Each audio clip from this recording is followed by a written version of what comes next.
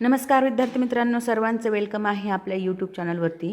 Maharashtra police भरती 2025साठी आपण इथे क्वेश्चन ॲनालिसिस सिरीज चालू केलेली आहे आणि त्यामध्ये आजचा आपला हा 48वा पार्ट आहे. तर बघा, याच्या अगोदर आपण 47 पार्ट अपलोड केलेले आहेत, ज्यामध्ये पाठीमागे ज्या एक्झाम झालेल्या आहेत त्याचे क्वेश्चन पेपरचंच ॲनालिसिस घेतलेलं आहे. तसंच वेगवेगळ्या सब्जेक्ट वाईज पण आपण काही व्हिडिओ अपलोड केलेले आहेत. तर बघा, आज आपण इथे करंट अफेअर तसंच GKचे क्वेश्चन घेतलेले आहेत. व्हिडिओ शेवटपर्यंत पाहत चला आणि बेल आयकॉनवर प्रेस करत चला, जेणेकरून तुम्हाला नवीन नवीन व्हिडिओची अपडेट पण भेटेल. आणि जर व्हिडिओ आवडत असेल तर नक्कीच लाईक, शेअर आणि सबस्क्राईब करा. तर बघा, पहिला प्रश्न आहे, अल्फ्रेड नोबेल यांनी कशाचा आविष्कार केला होता? तर अल्फ्रेड नोबेल यांनी डायनामाईटचा शोध लावला आणि स्फोटकांच्या सुरक्षित वापरासाठी हा शोध कसा महत्त्वाचा ठरलेला आहे. नोबेल पुरस्कार स्थापनेमागे त्यांचीच प्रेरणा घेतलेली आहे. पुढचा प्रश्न पाहूया, मराठी विश्वकोश निर्मितीचे मुख्य कार्यालय कोठे आहे? तर ह्याचं करेक्ट आन्सर आहे सेकंड ऑप्शन, वाईला आहे हे कार्यालय. तर बघा, मराठी विश्वकोश निर्मितीचं मुख्य कार्यालय वाई, आणि वाई कुठे आहे तर जिल्हा सातारा इथे आहे. तसंच मराठी भाषेतील ज्ञानसंपदा संकलित करण्यासाठी हा महत्त्वाचा प्रकल्प मानला जातो. पुढचा प्रश्न पाहूया आपण, आंतरराष्ट्रीय गुन्हेगारी न्यायालय कोठे आहे? तर आंतरराष्ट्रीय गुन्हेगारी न्यायालय आहे हेगला, जे की नेदरलँडमध्ये आहे. तर हे न्यायालय, त्याला आपण ICC असं पण म्हणतो, नेदरलँडमधील हेग येथे आहे.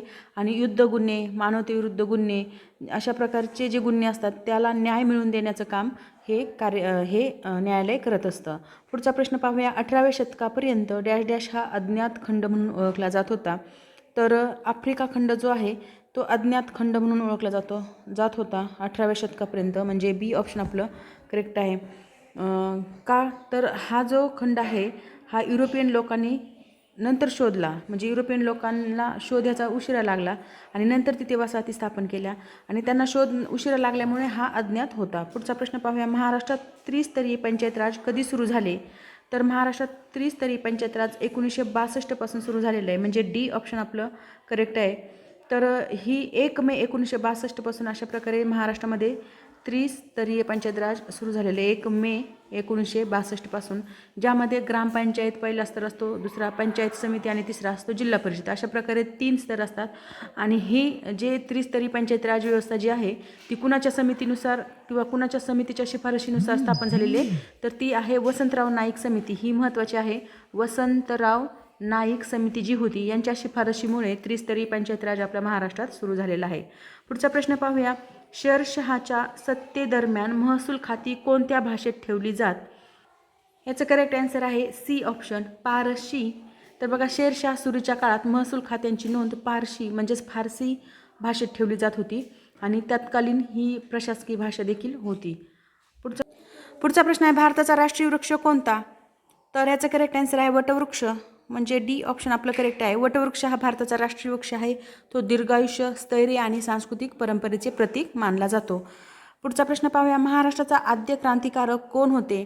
तर ह्याचं करेक्ट आन्सर आहे बी ऑप्शन, वासुदेव बळवंत फडके जे होते ते महाराष्ट्राचे आद्य क्रांतिकारक मानले जातात. त्यांनी ब्रिटिश विरोधात भरपूर अशा प्रकारे उठाव केला होता, तसंच सशस्त्र उठाव देखील त्यांनीच केलेला आहे.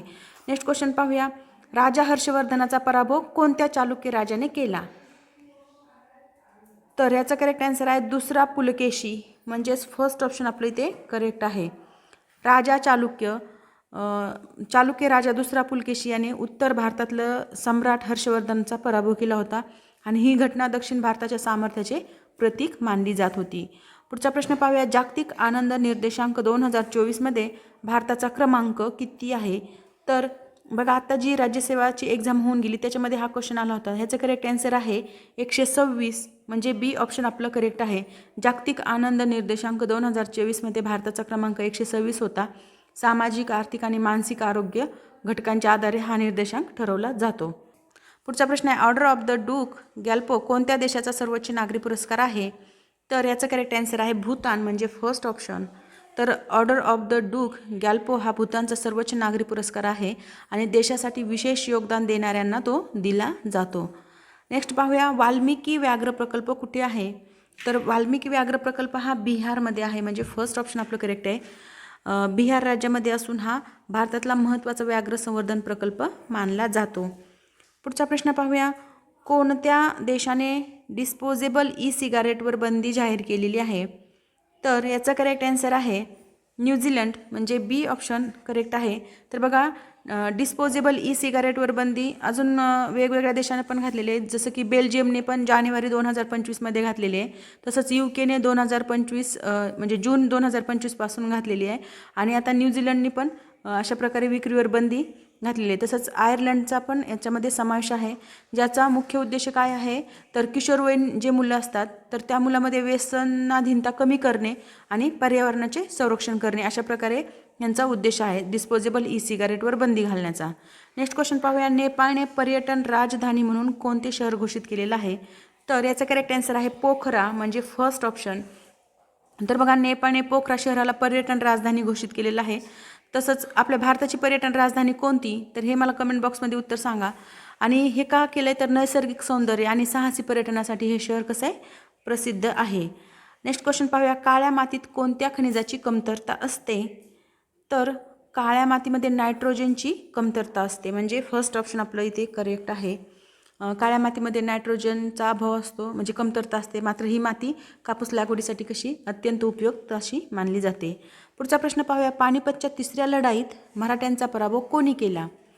तर पानिपतची जी तिसरी लढाई झाली होती 1761मध्ये, कधी झाली हा पण प्रश्न येऊ शकतो.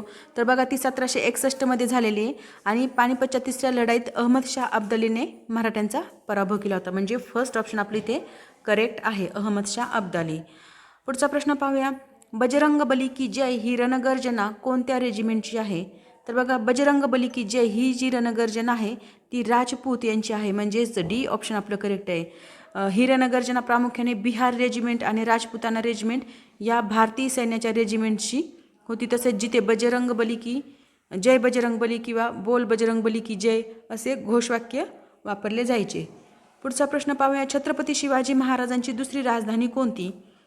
तर बघा, छत्रपती शिवाजी महाराजांनी जेव्हा पहिल्यांदा तोरणा किल्ला जिंकला त्यालाच प्रचंडगड नाव असं दिलं. आणि प्रचंडगडपासून जवळच 15 किलोमीटर अंतरावर एक दुसरा किल्ला होता, जो मोडकळीस आलेला होता, किंवा एक उंच डोंगरावर तो किल्ला होता. आणि तिथे पण तो पण त्यांनी जिंकला.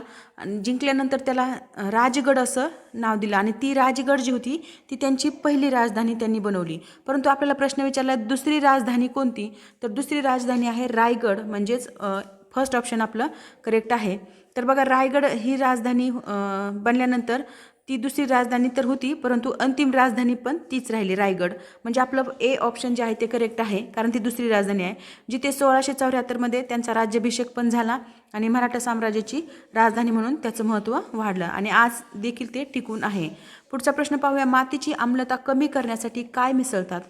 तर मातीची आम्लता कमी करण्यासाठी जिप्सम मिसळलं जातं, म्हणजेच सी ऑप्शन आपलं करेक्ट आहे. कारण त्यामुळे काय होतं, जिप्सम मिसळल्यामुळे काय होतं तर मातीची सुपीकता वाढते. पुढचा प्रश्न पाहूया. दिन ए इलाही या ग्रंथाचे लेखक कोण? तर दिन ए इलाही या ग्रंथाचे लेखक आहेत अकबर, म्हणजेच बी ऑप्शन आपलं करेक्ट आहे. तर ही संकल्पना मुघल सम्राट अकबराने सुरू केली होती, दिन ए इलाही. आणि दिन ए इलाही संकल्पना काय आहे तर धार्मिक सहिष्णुतेचा प्रयत्न, धार्मिक सहिष्णुता टिकून ठेवण्याचा हा त्यांनी प्रयत्न केलेला आहे.